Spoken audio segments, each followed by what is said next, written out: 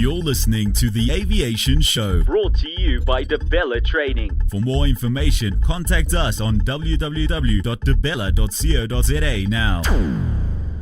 And good afternoon. Welcome to The Aviation Show, coming to you live from 27 Boxes in Melville.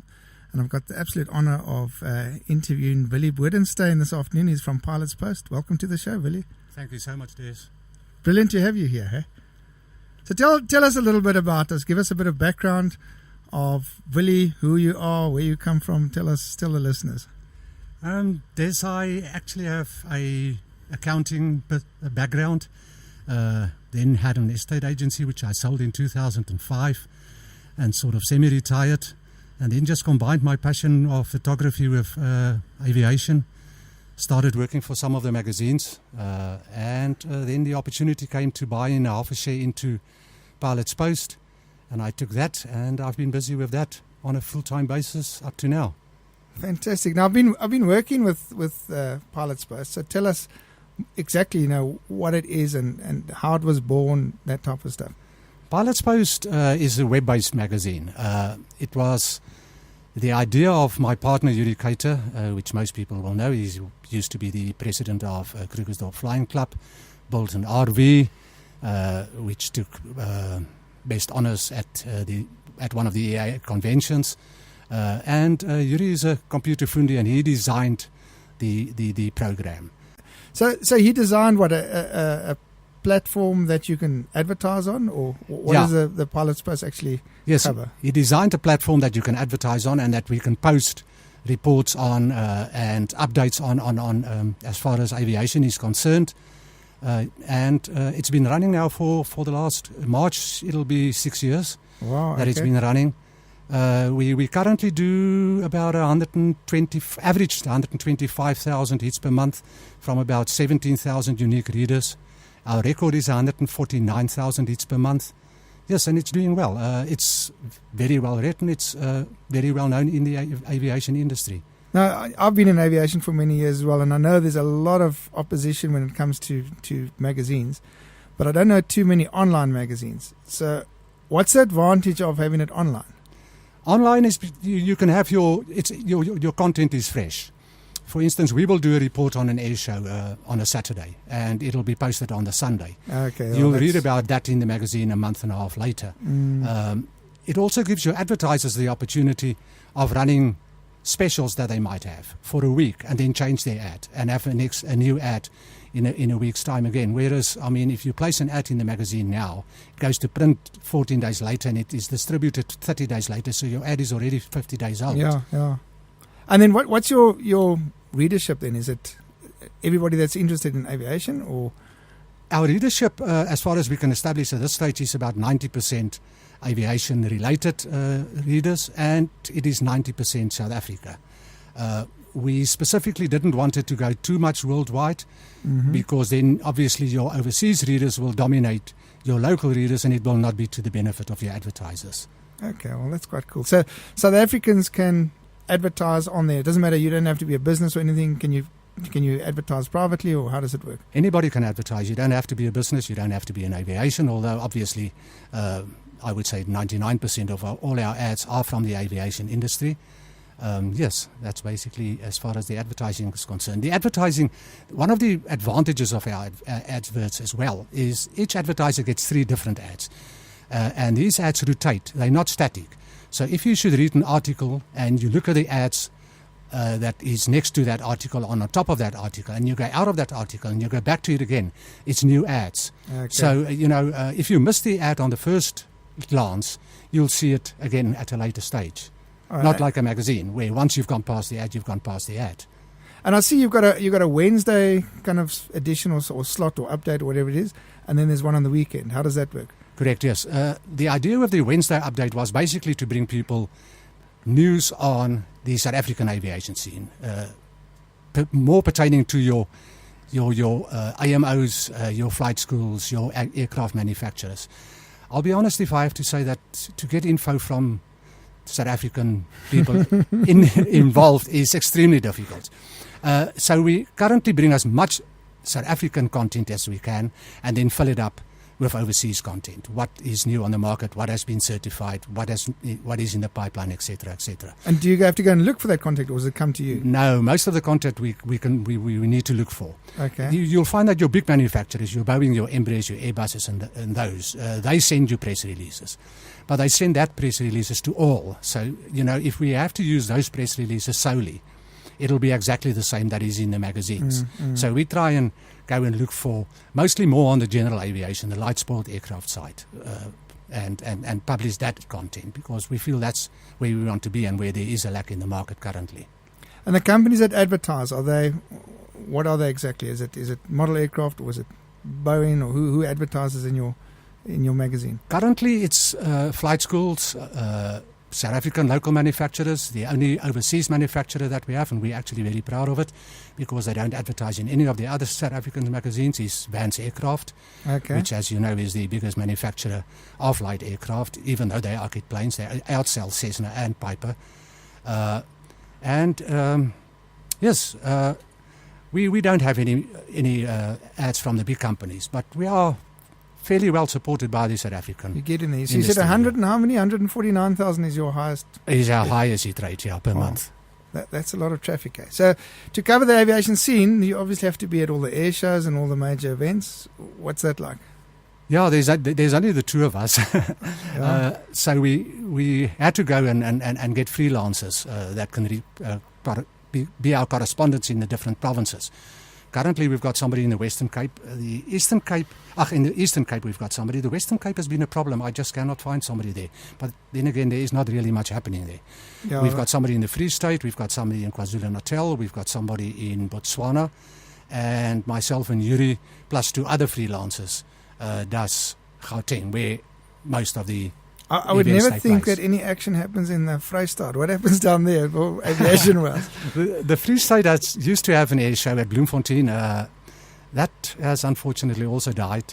There is a aerobatic championships there, and then there's the Bethlehem Air Show, which has been going for years and years and years. And then also the EAA's National Convention will be held in Bethlehem this year. Okay, so there's quite a lot going on. What about like gliding? I mean, in the Karoo, there's quite a bit of gliding there's gliding, and then obviously out more to Welkom Way, there's also a lot of gliding. Kroonstad is also a big gliding venue, yes. We try and cover that as well. That sounds absolutely fantastic, eh? Well, we're going to talk, when we come back from the break, we're going to talk about Oshkosh, because I had a most fascinating discussion before the show about the Oshkosh air show, but we'll be back.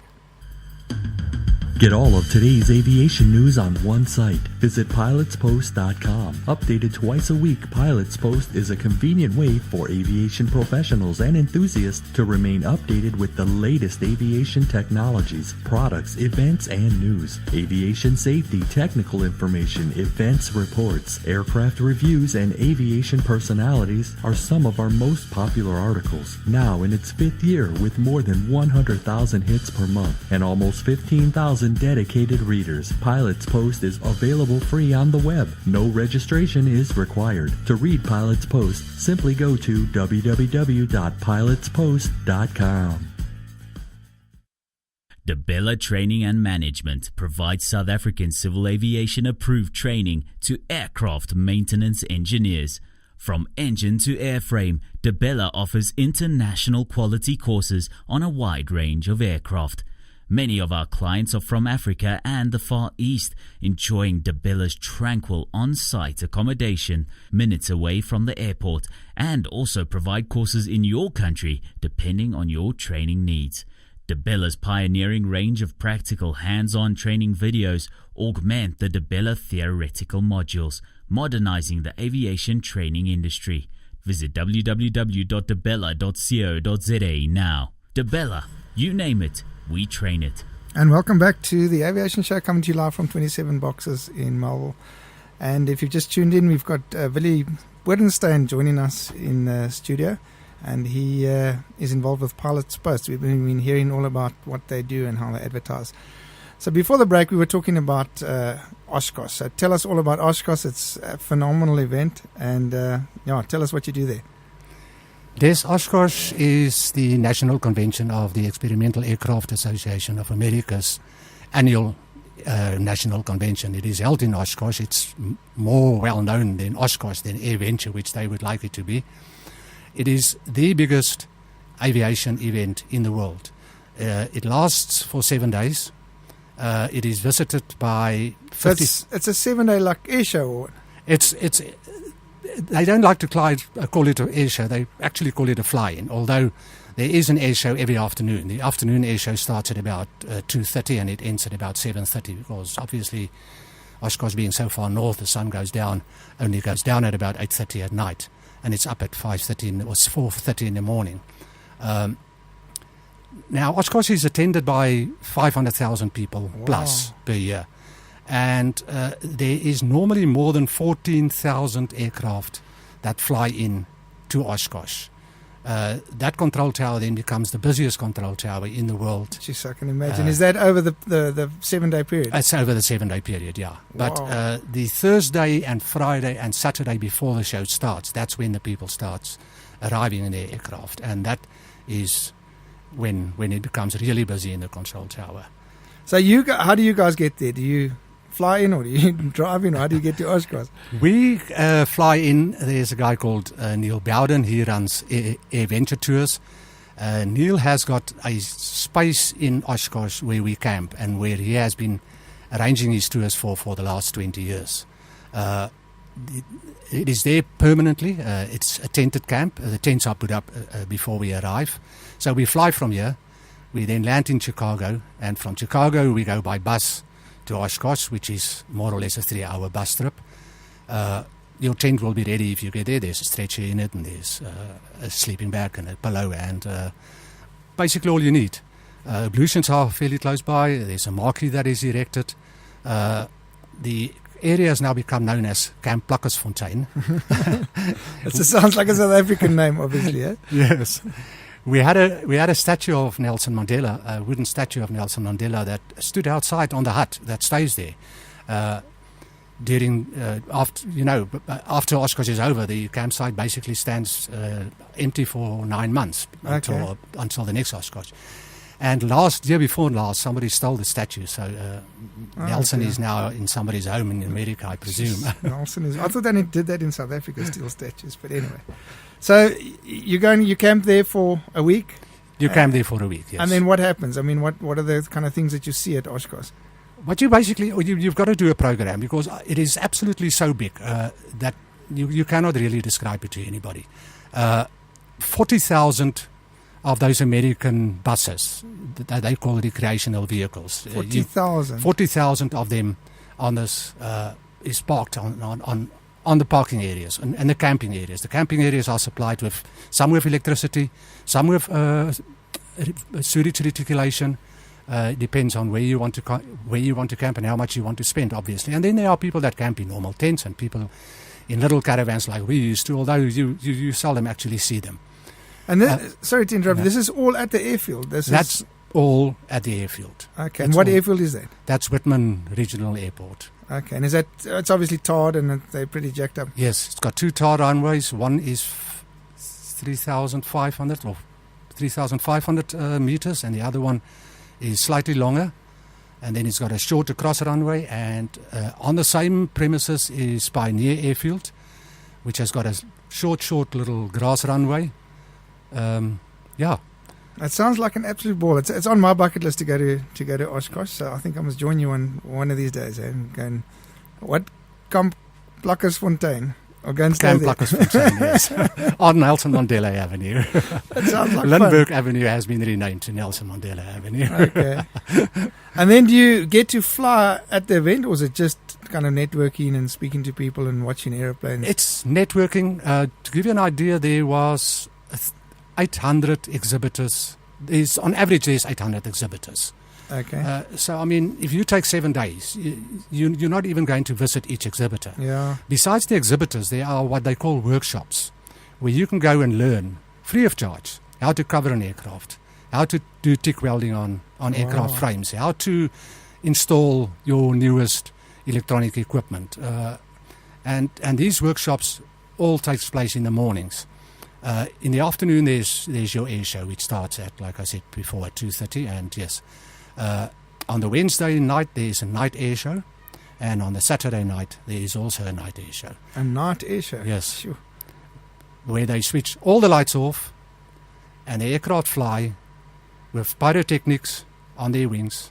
Wow. Shooting pyrotechnics, shooting rockets. It is absolutely unbelievable. So, guys, if you're listening to the show, you need to get to Oshkosh. Eh? It must be on the bucket list for sure. For every pilot or enthusiast, definitely. We also always say if you're a Muslim, you go to Mecca. If you're an aviation fanatic, you've got to go to Oshkosh. Yeah. Now, I've been wanting to go, but I've just never got to it. So, it's definitely, you've convinced me now. And then do you go there to exhibit, or do you go there as a spectator? No, we just go there to report. Obviously, to try and enjoy the experience, but to report. We do a daily report from Oshkosh, which is published. That week, we publish a report every day. Okay, and that gets put on your website, so it's instantly they can see where it is. And we will get back from the flight line. We normally get back from the flight line at about 8 o'clock, and we'll start working. And by 12 o'clock, 11 o'clock, 12 o'clock, 1 o'clock, 3 o'clock in the morning, sometimes we finish with the report. The report is made live. The report includes a written report. It includes photos, and it includes a video of the day's happenings. That's quite cool. And you were mentioning that you do other international events as well, other than Oshkosh. So tell us a bit about that. Yes, we've got somebody that did some of the UK air shows for us last year, and we've got somebody that's going to do it for us again this year. And then we've also got somebody that's going to do Omaha for us in New Zealand this year, and possibly depending on budgets, to travel overseas for air shows are fairly expensive, yeah. Okay, and how does that work? They go to the air show and then they do the similar type of thing, take photographs. Yes, and report it. And report. Their reports, unfortunately, we do get a week later. We only publish them a week after the show. Okay, because it's of the distance. Yeah, that's it, yeah. But the Oshkosh reports are published daily. Well, it sounds like a lot of fun, and I can't wait to definitely go to Oshkosh. Anyway, let's go to a quick ad. We'll be back. Have you ever thought about the power of social media? Social media has the power to make your business grow. Yeah. Why don't you let us manage your social media? Because our business is to see your business grow. Visit us at www.bstownmedia.co.za. Have you ever wanted to travel the world? Then maybe it's time to consider a career in aviation. At the Academy of Aviation, we specialize in cabin crew training. On completion of our SACAA accredited 7-week course, you will be fully qualified to take on an exciting career as a cabin crew member. Our training facility, based at Lanseria Airport, prides itself with the highest standard in the industry. At the Academy of Aviation, our motto is, we do not negotiate safety. Contact us today for a free quote or email us at +27 83 600 3102 or jenib@theacademyofaviation.co.za. And welcome back to the Aviation Show, coming to you live from 27 Boxes in Melville with Willie. He's from Pilot's Post, talking all about Pilot's Post. So, Willie, just tell us quickly this, the frequency of your publication. How does that work exactly? Pilot's Post is published twice a week. Every Wednesday when we do our midweek update, and then every Sunday when we do our reports. On Sunday we normally publish 4 reports or 4 articles if there are nothing happening that week. It'll be articles of interest to aviators. Yes, that's basically the frequency. Okay, and then if people want to advertise, what are the rates? Can you give us just a taste of what they're going to pay to be in this? What we basically sell is we sell displays. So people decide how many displays they want. We've got 3 packages for displays. 4,000 displays starts at 1,600 Rand currently, and then your next one is 8,000 displays, and your 6,000 displays, and your next one is 10,000 displays, which is 3,800 Rand. Which compared to what you pay for in the magazines is absolutely a bargain, honestly. Okay. And where do they get that information? If they want to advertise, where do they go to? They can go to either info@pilotspost.com or they can contact me directly. It's willieb@pilotspost.com, or they can go to sales@pilotspost.com. Okay, cool. All right, so before that we were talking, and you don't have to register for this, obviously. There's no registration. You don't have to register. It's on the web. The only time that you need to register is if you want to receive notifications when it is updated. Okay. But a lot of people don't bother because they know it's updated every week, every Wednesday and every Sunday. That's the only time if you want to receive an email to say that new content has been published. Cool. So we're going to go to a story in a short while, but before you do that, I just want to find out, how aviation started with Willie and why you've got such a passion. Where did it start, and what kind of path did it take? Aviation started. I grew up in a small little town up in the northern Transvaal in the Bushveld, Potgietersrust, and we stayed just about a block away from the airfield. Although there was only a crop sprayer, a pony, and a cup at the airfield, and that was basically it. But that's where my love started. I wanted to go to the SAF, but unfortunately I couldn't. I was colorblind. My father was a very keen amateur photographer, and I kept the love of photography with him. I had my own darkroom, etc., etc. Was there any aviation in the family, or was it? Or no aviation at all in the family. Okay. No, not fortunate. Fortunately, in that. And where did the love come from then? The love basically just come from seeing the aircraft over there. I don't know. I just built hundreds and hundreds of aircraft models, couldn't stop reading about aircraft. I just wanted to, Okay. So you had your dark room, and then what happened then? Then I went to air shows, always sat in the crowd line with my equipment and took photos of aircraft, and eventually became known and eventually met Brian Eminis, who assisted me, and I sort of helped them out for a spot watching their trailer across the crowd line on the flight line, which helped. And then I eventually sold my business in 2005 and decided, okay, I'm going to do this full time. And I was fortunate enough to be able to get involved with two of the current magazines. And for quite a few years, I did a lot of work for them until the opportunity came to buy into Pilot's Post. And that was 5 years ago now, yeah. And it's become a permanent job now. Okay. And did you call it a job, or what does it feel like to be doing No, this? it's actually not a job. It's actually, I think if it was possible, I would do it for free. But yeah, one needs to buy bread, unfortunately. For sure. Yeah. And then just give us a kind of a rough idea of how does your day go. You wake up in the morning, what do you do? Take us through your day. The biggest problem currently is to get content. Okay. Especially the first 3 months of the year and the last 2 months of the year, because as you know, it's not the season for air shows, it's not the season for fly-ins with the weather that we've got, and you still need to have content. So yes, is to build up a library or a dam of content, for the dry times, so that we can do that, because we want to continue publishing midweek update. That is basically a 2-day job, just to compile midweek update, and then you've got to have 4 articles for the weekend, for Sunday. Now, if there are no events, then you've got to find that information somewhere else. Okay, and do those articles get written for you, or do you have to write the articles? No, most yourself? of the articles are written in-house. We've got some freelancers that does it for us as well, that submit articles, yes, but most of them are done in-house. Okay, well, that sounds like fun, eh? We're going to go to a quick story, so we'll be back. Real aviation stories with Debella.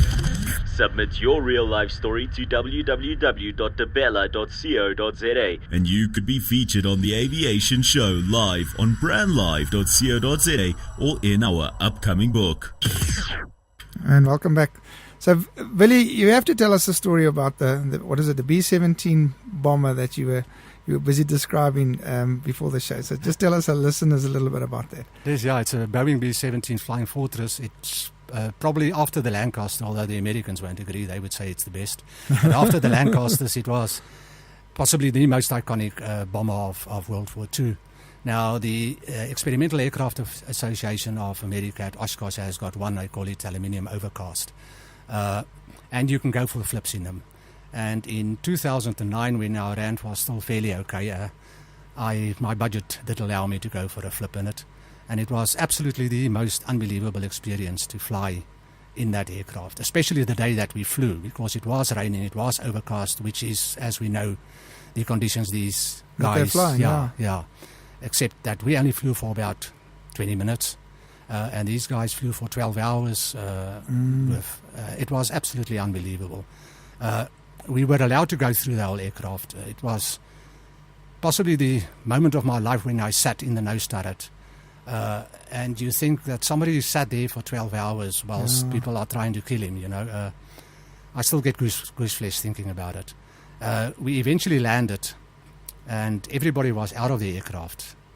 And I just sat in the back, and the crew was busy, and eventually they came past, and the captain looked at me and he said to me, "Sir, have you got a problem?" And I said, "No, I haven't got a problem." I said, "But you have got a problem." And he sort of frowned. And he looked at me again and he said, "And what would my problem be, sir?" I said, "Your problem will be to get a court order to get me out of this aircraft." And did they enjoy that, or didn't think it was too funny? They enjoyed it. They've actually got a nice sense of humour. And they know us South Africans as well. They know us as the noisy people. That the sheriff visits at night when we make a noise and we... And are you allowed to braai when you get to Oshkosh or not? Oh, yes, we braai, yeah. No, the food is prepared on an open kitchen every night. Food is prepared in-house. Lovely meals, yeah. So you don't have to do that? No, you don't have to do that. Okay. No, you don't have to do that. But I'm sure the South Africans will add their own unique flavour to everything. Definitely, yeah. Definitely. But, Willie, it's been an absolute pleasure having you on the show. Thank you so much for joining us. And I'm sure, the people will go and have a look at pilotspost.com. But until we have you on the show again, well, thanks for joining us. Yes, thank you so much for having me. It's been a pleasure. And until we meet again from us too, goodbye, next week, Tuesday. Thanks, bye-bye. You have been listening to The Aviation Show on brandlive.co.za, proudly brought to you by DeBella Training. Visit www.debella.co.za now.